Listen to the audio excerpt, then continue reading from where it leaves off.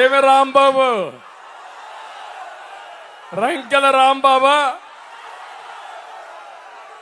ఆంబోతు రాంబాబా?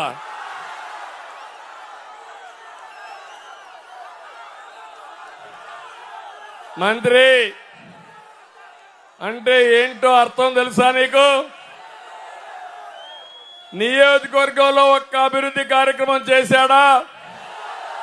ఏమైనా చేశాడా అని అడుగుతున్నా. ఒక్క సిమెంట్ రోడ్ వేశాడా? ఒక రోడ్డు రిపేర్ చేశాడా? ఇంకో పక్క నేను అడుగుతున్న, ఇరిగేషన్ మంత్రి కదా, రాష్ట్రంలో ఎన్ని నదులున్నాయని నీకు తెలుసా? ఎన్ని ప్రాజెక్టులు ఉన్నా నీకు తెలుసా? క్యూసెక్ అంటే తెలుసా నీకు? టీఎంసీ అంటే తెలుసా నీకు? తెలుసుకోవాలని ప్రయత్నం చేసావా నువ్వు? నువ్వేం మంత్రివయ్యా? నేను అడుగుతున్నా, కనీసం సత్తెనేపల్లెలో కాలువల్లో పూడికి తీపిచ్చావా నువ్వు అని అడుగుతున్నా. తీశాడా అని అడుగుతున్నా. ఏం తమ్ముళ్ళు తీశాడా? ఏమమ్మా ఆడబిడ్డ తీశాడా? మొత్తం చెప్తాయి కూడా వస్తా, చాలా ఉన్నాయని కథలన్నీ. ఆయన మీద నాకు ద్వేషం లేదు, బాధ లేదు. పోలవరం పోయి కనీసం సబ్జెక్ట్ నేర్చుకొని ఉంటే సంతోషపడేవాడిని. ఈయన చేయగలిగింది ఏమీ లేదు అక్కడ. ఆయనకు పదవి ఇచ్చింది పవన్ కళ్యాణ్ తిట్టడానికి, నన్ను తిట్టడానికి. నేను చెప్తున్నా, నీలాంటి వాళ్ళని మేము లెక్క పెట్టుకోవడం లేదు. రోజులు వస్తాయి, బజార్లో నువ్వు చేసిన పనులన్నీ మా ప్రజలే సమాధానం చెప్పే రోజు తొందరలో వస్తుంది. తెలుగుదేశం పార్టీ హయాంలో ఒక మంత్రి అంటే సమర్థత, ఒక మంత్రి అంటే పనితనం చూసి ఇచ్చాం. వీళ్ళు ఇచ్చింది మంత్రి అంటే నాకే అర్థం కాల. ఎలాంటి మంత్రి అంటే సంక్రాంతి సంబరాల్లో డాన్సులు. పోలవరం సాధించి నువ్వు డాన్స్ చేస్తే మీరు కూడా చప్పట్లు కొట్టేవాళ్ళు, అవునా కాదా? ఇంకో పక్క మీరు చూస్తే వద్దులే, చాలా దూరం వెళ్ళిపోతున్నారు మీరు. ఇంకో పక్క మీరు చూస్తే నాకే ఆశ్చర్యం వేస్తుంది. సంక్రాంతి సంబరాల పేరుతో పింఛన్లో డబ్బులు వసూలు చేశారు, అవునా? వాస్తవేనా? 200 రూపాయలు ఒక పింఛన్దారుడు కప్పం కట్టాలి. ఏంటో నాకే అర్థం కాల. ఈ విధంగా కొత్త ఒక 10 లక్షల రూపాయలు వసూలు చేసుకున్నాడు. డ్రైన్లో ఒక బీసీ యువకుడు చనిపోతే 5 లక్షలు నష్టపరిహారం ఇస్తే ఏం చేశారు తమ్ముళ్ళు? 50% వాటా. మంత్రా మజాకనా? 2,50,000 రూపాయలు ఇవ్వలేదని చెక్కు బాధిత కుటుంబానికి ఇవ్వకుండా తిరిగి పంపించేశాడు. ఇది తలుచుకుంటే నాకైతే 14 సంవత్సరాలు ముఖ్యమంత్రిగా పనిచేశా. ఇంకో పక్క 22 ఏళ్లుగా తెలుగుదేశం పార్టీ అధికారంలో ఉంది. ఇలాంటి వాడొచ్చి నన్ను విమర్శిస్తే నేను సమాధానం చెప్పే పరిస్థితిలో ఉన్నా. ఏంటి ప్రజాస్వామ్యం? అందుకే ప్రజాస్వామ్యాన్ని సరిదిద్దే బాధ్యత మీది. అది జరగాలంటే వాళ్ళ కార్యకర్తలే ఇతను అక్రమ మైనింగ్ చేస్తున్నాడని కోర్టుకెళ్లే పరిస్థితి వచ్చారు, అవునా కాదా?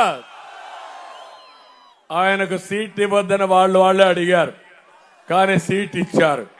కానీ మీ మీద బాధ్యత ఉంది. ఇప్పుడు ఏంటి ఆ బాధ్యత? శ్రీకాకుళంలో ఇచ్చాపురంలో ఉండే బహుదా, ఆ 3 జిల్లాల్లో ఉండే అన్ని నదులు అనుసంధానం చేసి, ఆ తర్వాత మీరు చూస్తే ఉత్తరాంధ్ర సుజల స్రవంతి. ఏదైతే ఇక్కడి నుంచి మీరు చూసినప్పుడు పోలవరం, పక్కనే పురుషోత్తపట్నం, ఇప్పటికే దీన్ని పూర్తి చేసి ఏలేరుకు నీళ్లు తీసుకెళ్ళాం. ఏలేరు ఫిలప్ చేసే పరిస్థితికి వచ్చాం. ఇక్కడి నుంచి ఉత్తరాంధ్ర సుజల స్రవంతి స్టార్ట్ అవుతుంది, ఈస్ట్ గోదావరి నుంచి విశాఖపట్నానికి. ఇక్కడి నుంచి ఇది కానీ పైకి తీసుకెళ్ళగలిగితే అన్ని అనుసంధానం చేసి ఇంకా ఉత్తరాంధ్ర సస్యశ్యామలం అవుతుంది. అక్కడ ఎప్పుడు కూడా మీరు చూస్తే ఒరిస్సాలో పుష్కలంగా వర్షాలు పడతాయి అడవుల్లో, ఆ నీళ్ళన్నీ వంశధార వస్తాయి. ప్రతి సంవత్సరం రాష్ట్రంలో సర్ప్లస్గా నీళ్లు ఫ్లో అయ్యే నది వంశధార. ఇటు గోదావరి అటు వంశధార అనుసంధానం చేసి రెండు విధాలుగా నీళ్లు కానీ పైకి కిందికి కానీ పెట్టగలిగితే ఆ జిల్లా బ్రహ్మాండంగా 3 జిల్లాలు అభివృద్ధి అయ్యే పరిస్థితి వస్తుంది. ఆ విషయాల్ని ఏ విధంగా వీళ్ళు నెగ్లెక్ట్ చేశారని నేను ప్రజెంట్ చేస్తాను. నెక్స్ట్,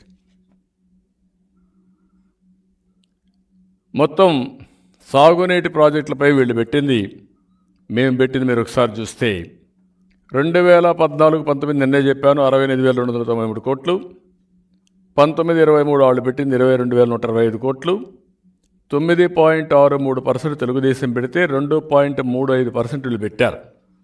ఈరోజు నేను పేపర్లో చూశాను, హడావడి సమీక్ష ఎవరు చేశారు? Chief secretary. అంటే ముఖ్యమంత్రికి ధ్యాస లేదు, ఇరిగేషన్ మంత్రి లేడు, ఉన్నా ఆయన ఆంబోతమారికి అరుస్తూ ఉంటాడు తప్ప ఏమీ చేయడు. నేను అడుగుతున్నా, ఈరోజు నేను చెప్పిందంతా వాస్తవాలు చెప్తే మీకు చెప్పే ధైర్యం లేకుండా చీఫ్ సెక్రటరీతో ఒక సమీక్ష. ఈ సంవత్సరానికి ఎండుకు ఒక 5 ప్రాజెక్టులు ప్రారంభిస్తారంట. నేను అడిగింది చాలా స్పష్టంగా ప్రాజెక్ట్ వారిగా చెప్తున్నా, డేట్ వారిగా చెప్తున్నా, వాస్తవాలు చెప్తున్నా. దీనికి సమాధానం చెప్పమని క్వశ్చన్ చేస్తున్నా. సమాధానం చెప్పలేకపోతే మీరు పరిపాలించడానికి అర్హత లేదు. అర్హత లేని వాళ్ళని సునకాన్ని సింహాసనం పైన కూర్చొని పెడితే ఎట్లా ప్రవర్తిస్తారో ఆ మార్గంలో మీరు ప్రవర్తిస్తారు. నెక్స్ట్, కోస్తాంధ్ర ప్రాజెక్టులపై వ్యయం 14-19 21,442 కోట్లు, 19-23 4,375 కోట్లు. మీకంటే 5 రెట్లకు ఖర్చు పెట్టాం. సమాధానం చెప్పండి, ప్రజలు ఆలోచించండి. అంటే తమాషా కాదు రాజకీయం అనేది, ప్రజల జీవితాలతో ముడుండేది రాజకీయం. ప్రజాహితం కోసం పనిచేసే రాజకీయ పార్టీలు ఉండాలి తప్ప అధికారం కోసరం లేకపోతే దోపిడీ కోసం వచ్చిన పార్టీలు వస్తే ఇట్లనే ఉంటాయి. ఈరోజు ఇక్కడ చూస్తే అందరూ ఎన్న ప్రాజెక్టు వంశధార ఫేజ్ 1 పూర్తయింది, ఫేజ్ 2 ఆయకట్టు 2,55,510 ఎకరాలు. టీడీపీ హయాంలో 871 కోట్లు ఖర్చు పెట్టాం, వైసీపీ హయాంలో 352 కోట్లు. ప్రస్తుత పరిస్థితి 2021 ఆగస్టు, 22 ఆగస్టు, 23 జూలై ఇలా గడువు పెంచేస్తున్నారు. డబ్బులు మాత్రం పెట్టరు, కాంట్రాక్టులు బిల్లు ఇవ్వరు, పనులు సూపర్వైజ్ చేయరు, ఏ ప్రాజెక్ట్ని విజిట్ చేయరు. ఏ విధంగా పనిచేస్తారు, ఏ విధంగా పూర్తి చేస్తారు చెప్పని అడుగుతున్నా. దానికి సమాధానం చెప్పే ధైర్యం ఉందని అడుగుతున్నా. ఇది క్లియర్గా వెనుకబడ్డ ఉత్తరాంధ్రకు తీరని ద్రోహం, అన్యాయం.